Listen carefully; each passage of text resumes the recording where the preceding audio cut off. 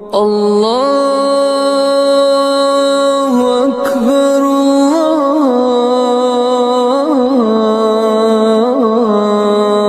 اکبر۔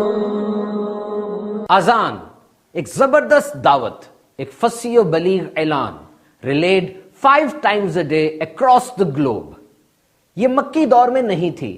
پہلی سنہ ہجری میں جب مدینہ شریف کے اندر با جماعت نماز کے لیے اناؤنسمنٹ ایشو ہوا تو مختلف آپشن سامنے آئے۔ آگ جلائی جائے، خاص قسم کا جھنڈا لہرایا جائے، یا ناقوس بجایا جائے جو جانور کے سینگ سے مشابہ ایک انسٹرومنٹ ہوتا تھا۔ لیکن یہ سب غیر مسلموں سے سملیرٹی میں آتا تھا، and we are so distinguished۔ تو حضرت عبداللہ بن زید رضی اللہ تعالیٰ عنہ نے خواب دیکھا۔ حضرت عمر فاروق اعظم رضی اللہ تعالیٰ عنہ پہلے ہی دیکھ چکے تھے۔ پھر حکم ہوا کہ بلال کو کہو کہ ان کی آواز بلند ہے۔ Now ponder upon the words of azan, the whole symmetry, it's so tremendous and magnificent۔ اذان کے ان تمام الفاظ پر ذرا غور کیجئے۔ دین کے سلسلے میں سب سے اہم اللہ کی ذات و صفات کا مسئلہ ہے، اور اس کا اعلان کیسے ہوتا ہے؟ اللہ اکبر اللہ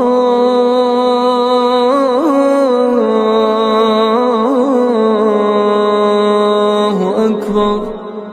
بہترین الفاظ ہیں وہ اللہ جو علیم و خبیر ہے، جو رحمان و رحیم ہے، وہ قدوس ہے، وہ ستار و غفار ہے، قادر مطلق اور غنی بالذات ہے۔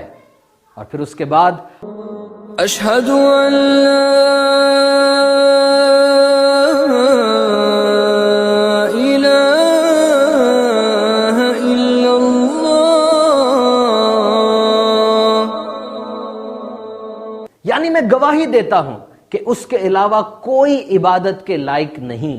یہ شرک کی نفی ہے۔ وہ ہر معاملے میں شرک کیا کرتے تھے۔ 360 بت رکھے تھے بیت اللہ کے اندر، عشر دیتے اس میں بھی شرک کرتے، حتیٰ کہ دعا مانگتے اس میں بھی شرک کرتے۔ اور یہاں فرمایا گیا اشہد ان لا الہ الا اللہ۔ اور اب جب اقرار کر لیا کہ اللہ میرا معبود برحق ہے تو سوال یہ پیدا ہوتا ہے کہ اس تک پہنچنے کا رستہ کون سا ہے؟ وہ میرا رب ہے، میں اس کا بندہ ہوں، میں نے اس کی عبادت کرنی ہے، تو میں کہاں سے سیکھوں؟ which is the best source؟ اور اگلا کلمہ ہے اشہد ان محمد رسول اللہ۔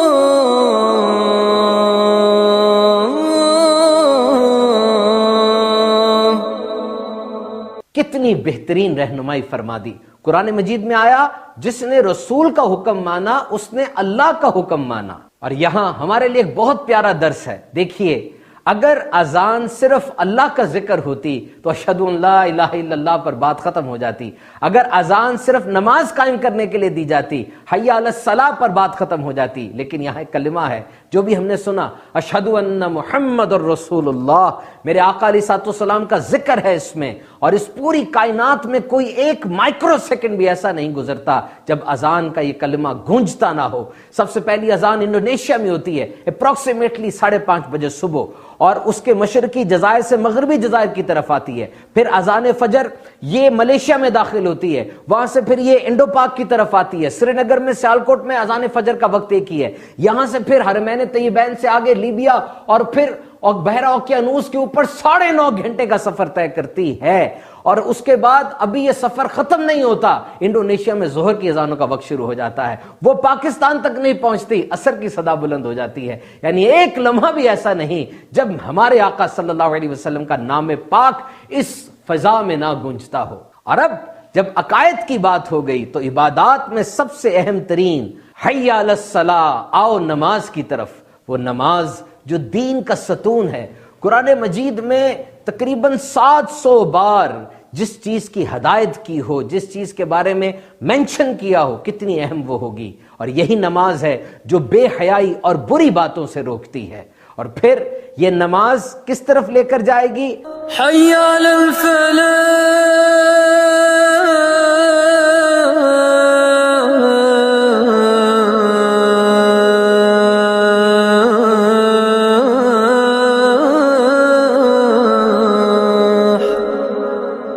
آؤ کامیابی کی طرف۔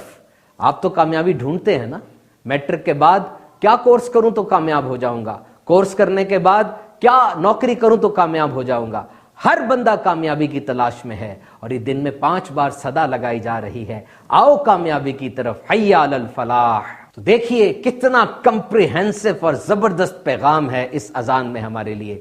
فرمایا قیامت کے دن یہ مسجدیں اونٹ کی مانند ہوں گی، اور مؤذن جو اذان دیتا ہے اس نے اونٹ کی مہار پکڑی ہوگی، اور امام صاحب اونٹ پر سوار ہوں گے، اور مقتدی یعنی نماز پڑھنے والے اس کے پیچھے ہوں گے، اور یہ سارا قافلہ جنت میں داخل ہو جائے گا۔ نماز کے بارے میں بہترین معلومات حاصل کرنے کے لیے شیخ طریقت امیر اہل سنت حضرت علامہ مولانا الیاس قادری صاحب کی شورۂ فاق کتاب فیضان نماز حاصل کیجئے، اور ان دنوں میں خوب ایک ٹائم سیٹ کر کے پڑھنا شروع کیجئے۔ صلو علی الحبیب صلی اللہ تعالی علی محمد۔